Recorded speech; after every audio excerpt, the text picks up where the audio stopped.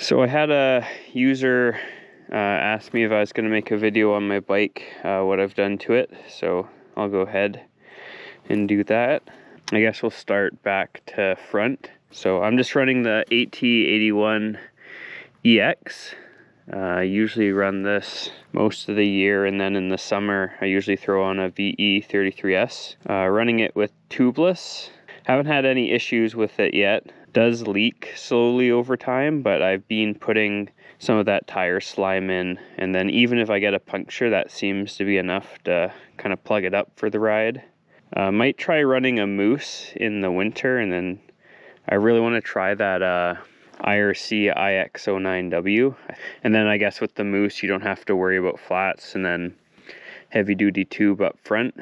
I've had a couple buddies that have gone front flat tire in races and like just out on moto trips, and they've been able to finish the day on the flat, which I thought the wheel would come off, but I guess, or the tire would come off the bead, but I guess not. Let's go to gearing.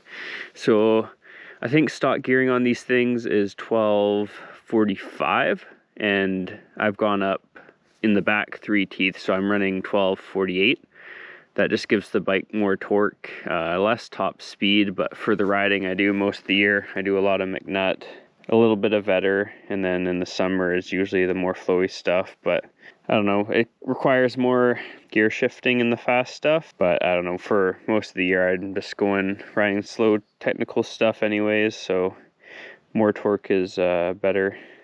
So the stock chain guide on these new TBI bikes is complete garbage. I think I bent it the first ride and was having it rubbing the chain on the side. I used just the clip link on the chain, so don't want that. So I've gone to the TM Designs chain guide. This thing's like pretty solid. You can see there's no like wear marks on the chain, so it seems to be holding up pretty well. Swing arm guards, these are pretty cool. These are Acerbis magnetic ones, so there's an elastic that wraps around here. You can pop that off, and then this pops off and you're able to take it off and clean the swing arms. All the good stuff. I'm running I think this is a Bulletproof Designs swing arm tab protector. I've had these on both of my bikes and they seem to protect things. I don't know, I just like putting all the protection on my bike because I'm not gentle with it. I broke the stock foot pegs pretty early on, so I'm running Bulletproof Designs. These are pretty similar to the stock shape and size and profile and everything. So I have a pair of these S3 pegs. They're low and back ones, so when I break those again, I already broke both of them on the fun ride at McNutt. Maybe I'll try those S3s out. For a silencer, I'm running the FMF turbine core, mainly just because it has the spark arrestor built in. I don't want to get caught without that, so I don't know, these are pricey, but kind of have to have them. And spark arresters are required for most of our races. On this side, just running the Bulletproof Design disc guard. Haven't got any caliper protection, just a few scrapes and stuff, but these hold up really good. These are solid. I've actually smacked this one pretty good. I don't know if you can see that. It's kind of bent in a little bit towards the rotor, but holding up pretty good. Running an FMF gnarly pipe. I just got that because my other one is completely destroyed and I need to have it blown out, and this was just cheap, so I got it. I think this is just a Tusk shift lever because I broke the stock one. For the seat, I actually shaved this down with a bread knife because I'm a little bit shorter, so having the extra reach with the legs is good in the technical stuff. Generally like to keep my bikes pretty simple, just kind of do the basic things. Don't like to do any crazy mods or add lots of bits and bobs. I don't know, makes it easier when you get a new bike too. You don't gotta put so much back on.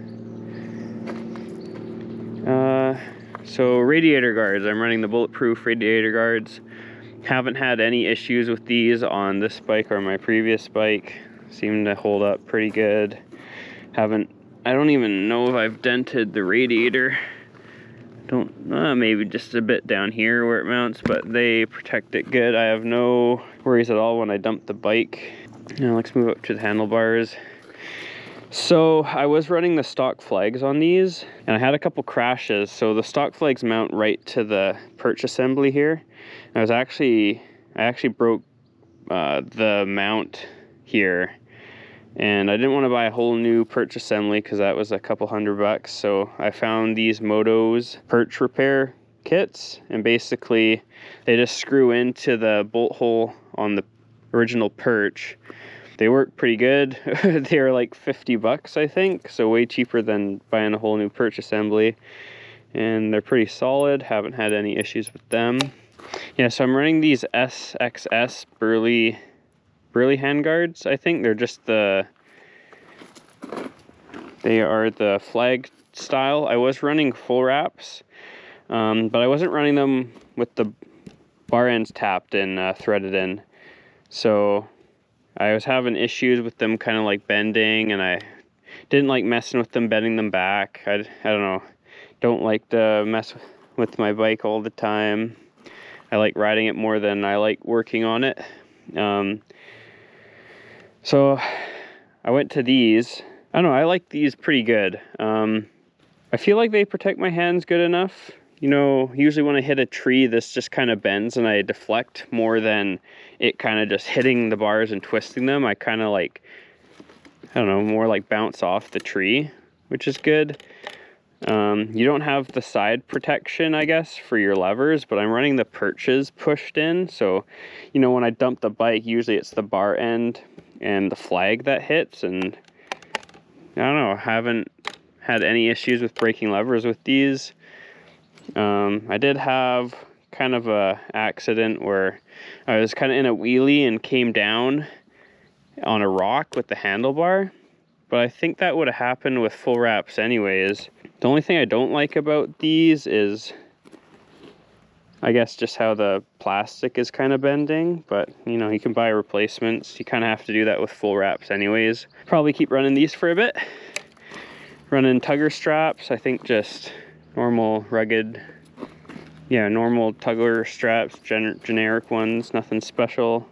Running Acerbis fork protectors. I had these on my last bike, and when I took them off, forks look brand new when I sold the bike, so I like having those. Bulletproof front disc guard. Running the GT216AA front tire. Here's buddy Brandon.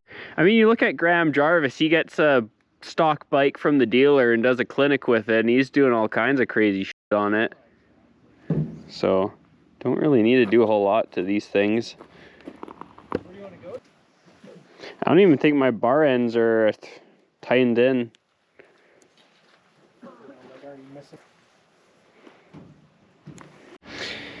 So I've just finished my ride. Brandon showed up, but guess I'll talk about some things I didn't get a chance to. For levers, I'm just running this Tusk one. It was super cheap, just a cheap replacement. I broke this one when I was running the stock flags. And this one here, still the original stock clutch lever. Nothing fancy, these work fine. This BrakTec clutch has a super light pull. I need to lube that, it sounds a bit squeaky, but fingers don't ever get tired. I think I tried to show you this here. So I dropped the bike and cracked all along here, and this goes right to the airbox. I've just duct taped this shut just so the tire's not shoveling dirt back there.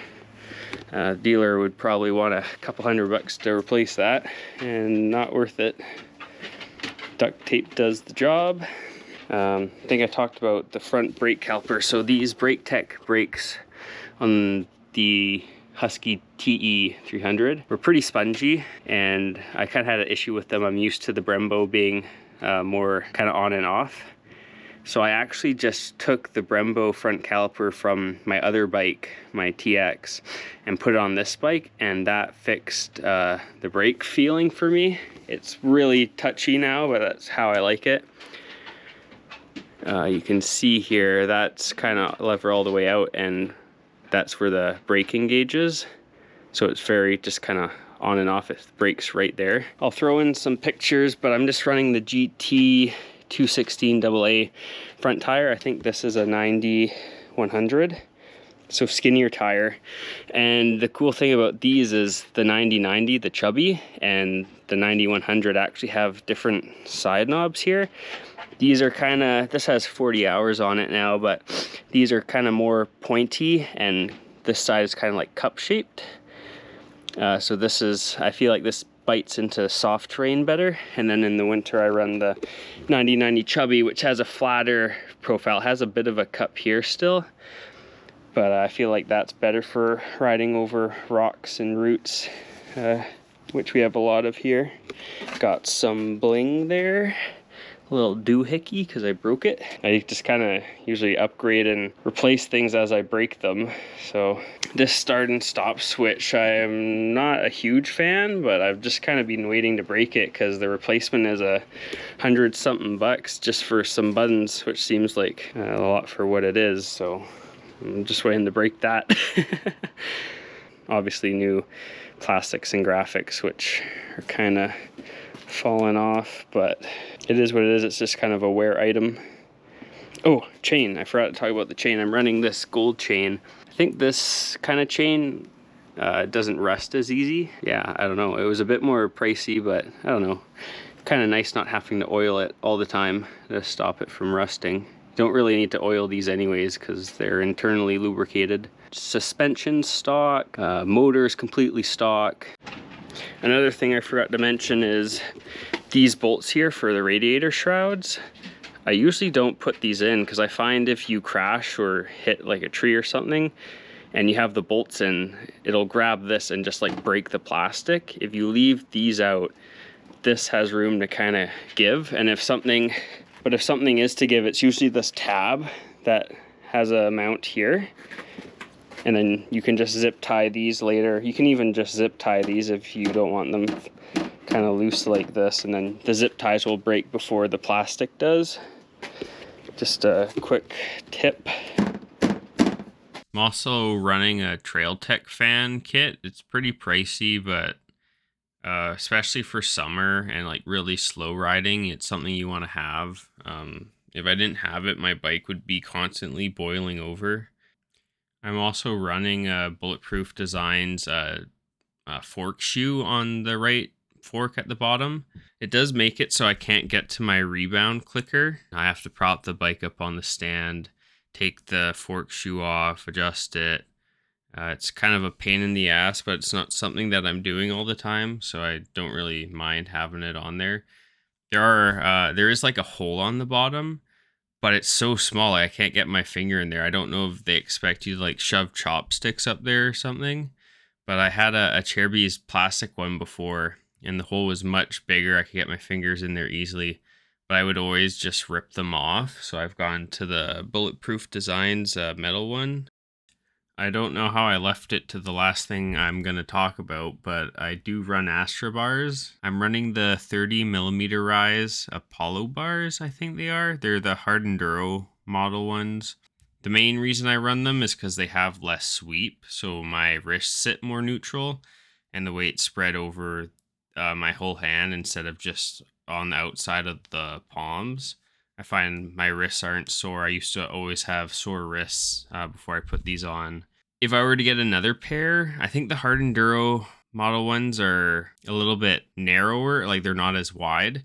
So my hands sit in closer, and that's something I notice when I ride other people's bikes and then hop back on mine. My bars just feel pretty narrow.